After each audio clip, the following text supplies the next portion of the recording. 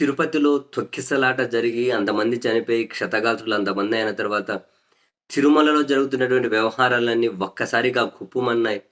అక్కడ ఏ విధంగా మొత్తం అంతా గనక ఒక అప్రతిష్ట పాలు కావడానికి ఇంత పెద్ద సంఘటన జరిగి సమన్వయ లోపం ఏ విధంగా ఉందో కొందరు ప్రైవేట్ వ్యక్తులు ఏ విధంగా తిష్ట వేసి దీని బాధ్యతలన్నీ చేతుల్లోకి తీసుకున్నారు అనధికారికంగా.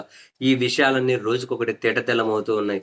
ఈరోజు మరో ప్రధాన పత్రిక మంత్రి నారా లోకేష్ గారి సన్నిహితుడు అంటూ లక్ష్మణ్ కుమార్ అనే వ్యక్తి టీటీడీలోనే తిష్టవేసి అక్కడ ఈయనే షాడో అడిషనల్ ఈవోగా వ్యవహరించుకుంటూ మొత్తం ఈయన పర్యవేక్షణలోనే ఈయనకు ఒక టైప్ 5 గెస్ట్ హౌస్ అట, పైన ఒక వాహనం అట, ఒక ఛాంబర్ అట అడిషనల్ ఈవో కార్యాలయంలో.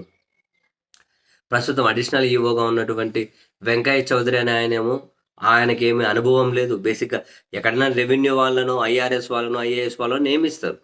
కానీ కస్టమ్స్ అధికారిని తీసుకొని వచ్చి ఆయన నియమించారు. ఆయనకేమో అనుభవం లేదట. లోకేష్ గారికి సన్నిహితంగా ఉన్న లక్ష్మణ్ కుమార్ అనే వ్యక్తి మొత్తం అక్కడ తిష్ట వేశారు అని.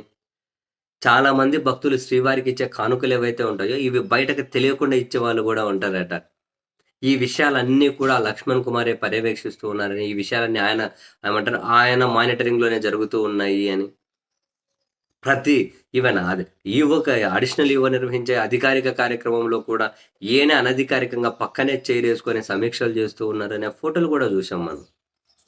ఇవన్నీ ఒక ఎత్తు అయితే, మరో దారుణం ఏంటి అంటే ఆ అడిషనల్ ఈవో కార్యాలయంలో ఈయన కేటాయించిన ఛాంబర్లోనే కొన్ని అపవిత్ర, కొన్ని అనైతిక అటువంటి కార్యకలాపాలు కూడా చేస్తూ ఉన్నారు అని చెప్పి ఆ పత్రిక రాసుకుంటూ రావడం నిజంగానే సంచలనమైన కథనం.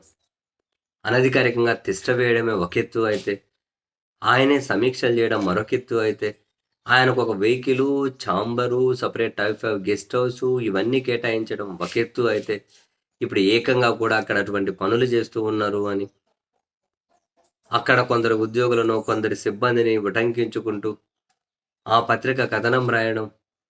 ఇక ఏ స్థాయిలో అక్కడ కార్యకలాపాలు భ్రష్టు పట్టిపోతున్నాయో మనం వీటిని ఒక సూచికగా చూడొచ్చేమో. ఇష్టరీతిని ఏ విధంగా వ్యవహరిస్తారో, అట్లా ఏ విధంగా ఆ కార్యకలాపాలు వాళ్ళ చేతుల్లోకి తీసుకుంటారు, అటువంటి చోట్ల ఇటువంటి శక్తులు ఏ విధంగా ఎంటర్ అవుతారు. అంటే అధికారంలో మనం ఉన్నాం, ఏమైనా చెల్లుబాటు అయిపోతుంది అని చెప్పి అటువంటి తెగింపుతోనే ఇవన్నీ చేస్తారు. ఒక్కసారికి ఇట్లాంటివి ఏమైనా జరిగినప్పుడు ఇవన్నీ బట్టబయలైతాయి.